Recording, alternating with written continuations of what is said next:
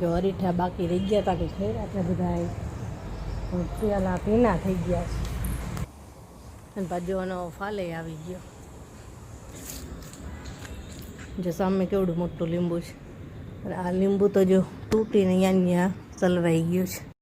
ચાલો જમવા. જો આલુ પરાઠા તૈયાર થઈ ગયા અને ઠંડુ દહીં સાથે. પાછા તો મરચાઈ ઘેરા છે.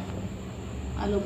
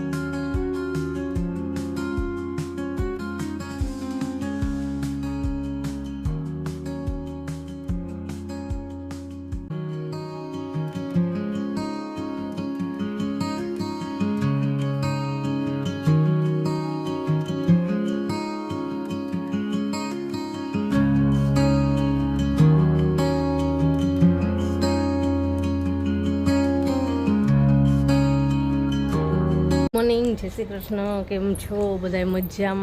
મજામાં જશો. આ તગાસી ઉપરથી વિડીયોની શરૂઆત કરી છે.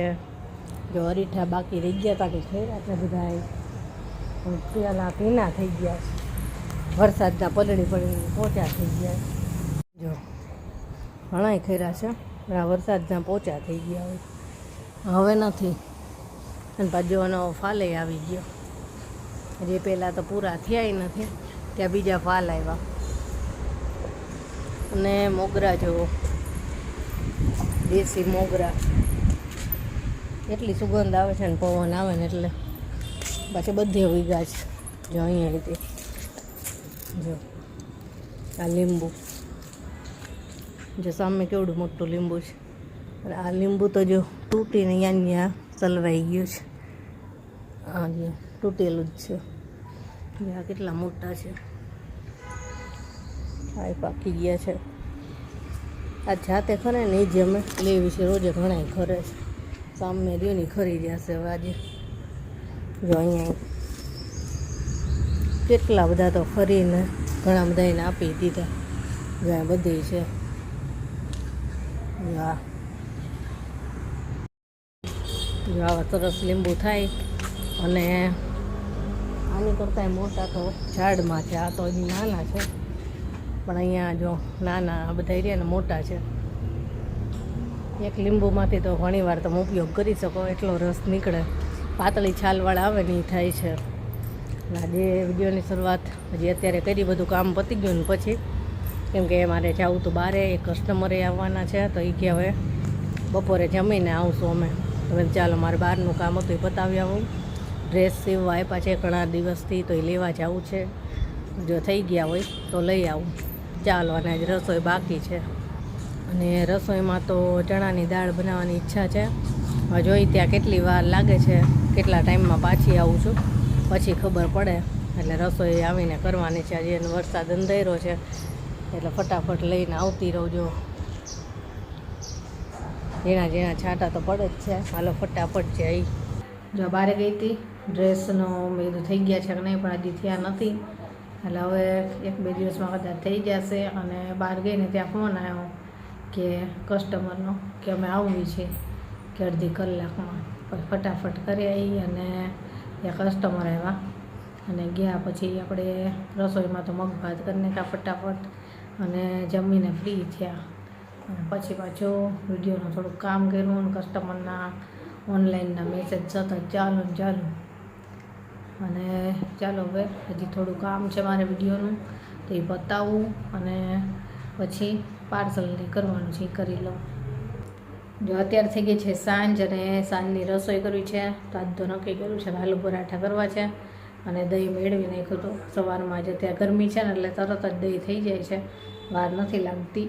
તો દહીં સરસ થઈ ગયું છે અને ચાલો ફટાફટ બટેટા બાફી અને સરસ મજાનો ચટપટનો મસાલો કરવી અને આલુ પરાઠા કરીએ મસ્ત ગરમા ગરમ.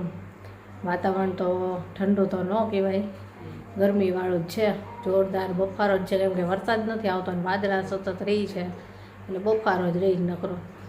ખાલી થોડા ઝીણા ઝીણા છાંટા પડી જાય, થોડુંક પલળી જાય ને એવો વરસાદ આવ્યા રાખે. જોરદાર આવે ને એવો નથી આવતો. એવો વરસાદ આવે ને તો પાછો ગરમા ગરમ આલુ પરાઠાની ખાવાની મજા આવે. પણ તો આજે પ્લાનિંગ કર્યું છે કે આલુ પરાઠા કરી નાખી. ચાલો ફટાફટ બટેટા બાફવા મૂકી દઈ અને મસાલો મસ્ત બનાવશું. તીખો મસાલો જ બનાવીએ અમે આલુ પરાઠાનો. તીખો મસાલો એટલે સરસ બને ચટપટા. ચાલો બનાવી લઈએ. બટેટા બફાઈ ગયા ને છાલી કાઢી લીધી. બસ હવે આને હું મેશ કરી લઈશ બટેટાને. 2 ડુંગળી ઝીણી સમારી છે, 1 ટામેટું, કોથમીર અને લસણ ને મરચાંની પેસ્ટ કરી છે. થોડુંક મીઠું નાખ્યું છે, પછી જોશે એમ નાખીશ. અને હવે મસાલો આપણે બનાવી લઈએ અને આ કુકરમાં જ બનાવી લઉં. જેમાં બટેટા બાફા હતા ને એમાં હલાવતા ફાવે થોડુંક.